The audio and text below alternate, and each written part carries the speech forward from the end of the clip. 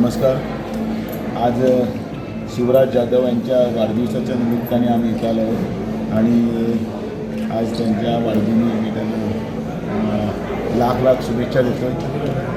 एक ऋणमुख आणि संघर्षातून म्हणजे एवढं मोठं आता नाव बाळकुंद्रीमध्ये असलेले तरुण आणि त्याचबरोबर आपल्या फॅमिलीबरोबर कुटुंबाबरोबर एकत्र राहणं म्हणजे एका विचारधारेच्या एका चांगल्या माणसाचं मी आज प्रतिबिंब पाहिलं आणि आनंद वाटला आहे की त्यांनी जसा उद्योजक म्हणूनही आपला प्रवास सुरू केलेला आहे आणि त्याचबरोबर समाजकारणाचा वसा घेऊन पुढं जाताना त्यांची मी हळूहळू कारकीर्द वाचत होतो.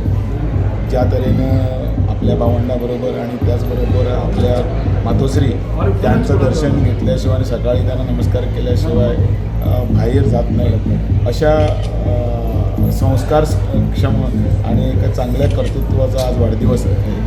त्यानिमित्ताने माझ्या असंख्य गोव्याच्या बांधवाकडून आणि आमच्याकडून त्यांना लाख शुभेच्छा. दरवर्षीप्रमाणे यंदाही त्यांनी धार्मिक कार्यक्रम ठेवला आहे. पंढरपूरपासून तुकाराम महाराजांच्या वंशजांना आणलं. इतका छान कार्यक्रम माझ्या वाचनात पण ते आलं आहे की संतांच्या सहवासात आजचा वाढदिवस साजरा होतो आहे. बरोबर. एका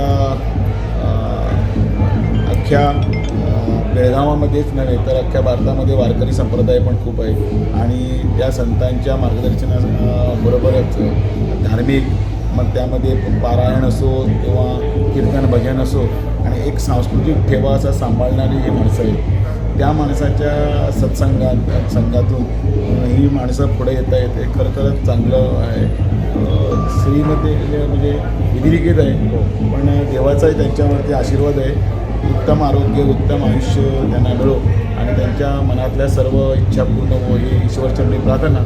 आणि आजच्या वाढदिवसाच्या निमित्ताने आपला जो योग आला आहे तो असाच वृद्धिगत हो आणि त्यांच्या पुढच्या समाजसेवेसाठी असू द्या किंवा त्यांच्या मनातील ज्या इच्छा कामना काहीतरी असू द्या त्यांच्या वाटचालीस लाख शुभेच्छा. Okay, thank you.